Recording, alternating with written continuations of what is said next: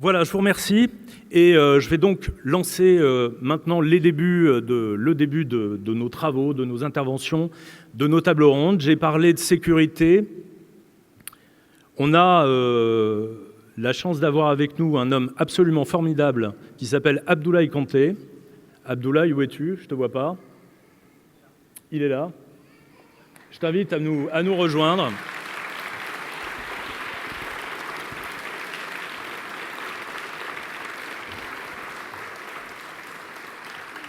Je crois que je n'ai pas besoin de présenter Abdoulaye Kanté, que tout le monde connaît.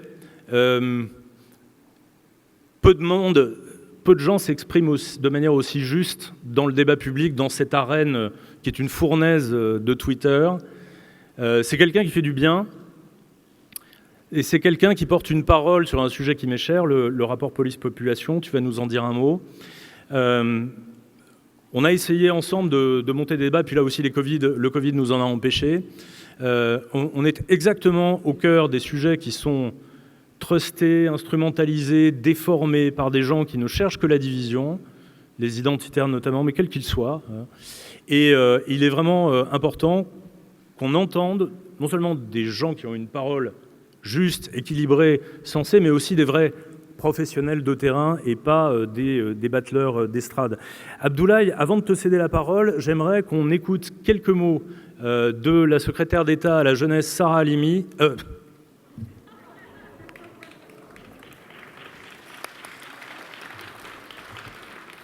On se la garde pour les montages vidéo, celle-là.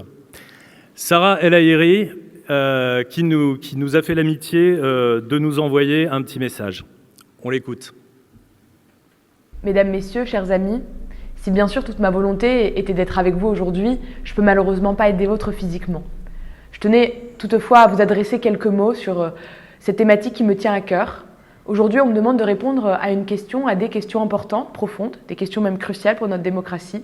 Comment renforcer la confiance entre la police et la population, mais plus particulièrement, comment renforcer la confiance entre notre jeunesse et la police. Pour moi, tout passe par l'éducation. Tout passe par l'apprentissage des valeurs républicaines. Tout commence à l'école, bien sûr, et tout continue tout au long du parcours de citoyenneté de notre jeunesse. La sécurité, la défense du territoire, de ses lois, sont une des charges premières de l'État. Cette réalité est partie intégrante de ce qui fait notre République. Il ne faut pas se tromper. Sans respect, sans reconnaissance des valeurs des hommes et des femmes qui nous défendent au quotidien, les policiers, les CRS, nos militaires, nos gendarmes, l'ensemble finalement des services de sécurité civile et de forces de l'ordre, il n'y a pas de société possible. Cet apprentissage des valeurs républicaines, absolument nécessaire au renforcement des liens entre la jeunesse et l'État, la jeunesse et la France. Toutes ces formes, et particulièrement en ce qui concerne les forces de l'ordre, passent pour moi par quatre piliers de l'État de droit moderne, par un carré régalien, si je pouvais l'exprimer comme ça. Le premier, l'apprentissage des valeurs de la République et des questions de la laïcité, mais dès l'enfance, dès le plus jeune âge. La deuxième, ce serait la lutte contre le séparatisme, le communautarisme, à l'école et en dehors, bien sûr. La troisième, la promotion de la sécurité et des moyens de prévention des violences au sein des écoles. La quatrième, bien sûr, et enfin, la lutte contre le harcèlement et le cyberharcèlement. C'est ma certitude, c'est le sens de mon action.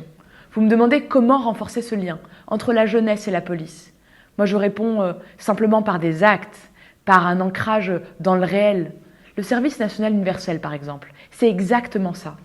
C'est assuré par le contact entre des jeunes de tous les horizons, entre les services de l'État, qu'il s'agisse de la police, des corps en uniforme, des pompiers, des gendarmes, de la création d'un lien.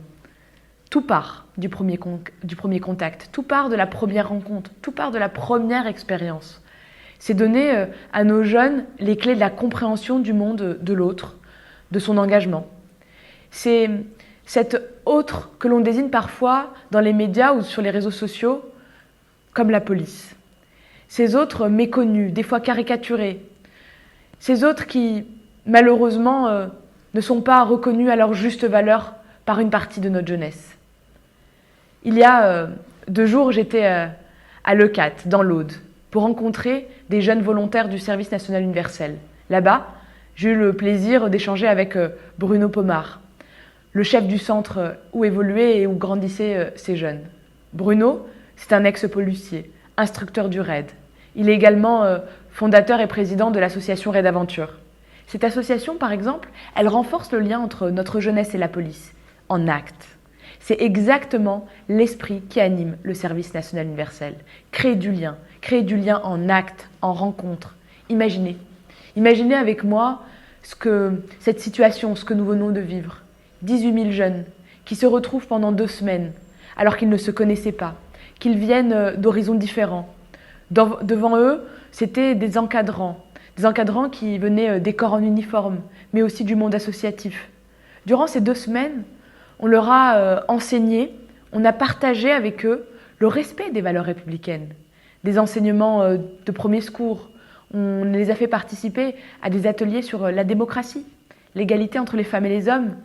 Bref, on les sort de chez eux pour créer et pour provoquer un sentiment d'appartenance, un sentiment de cohésion, un sentiment d'appartenance à la nation. Maintenant, vous ajoutez à cela la possibilité évidemment de continuer cet engagement pendant une mission d'intérêt général de minimum 84 heures réparties sur l'année. Alors, ça peut être au sein d'un corps en uniforme, mais également au sein des services de police ou de gendarmerie. Et encore à cela, on ajoute la possibilité de conclure ce parcours de citoyenneté, par un engagement plus long, de 3 mois à plus d'1 an. Pourquoi ? Eh bien, parce qu'au sein de la réserve civile de la police nationale, au sein de la réserve de la gendarmerie, au sein des réserves de nos armées, eh bien, ce lien continue à se renforcer, à se resserrer. Je me rendrai par ailleurs cet été au sein des colonies de vacances animées par la police nationale pour voir, pour les rencontrer, pour partager la formation de ce lien dès le plus jeune âge.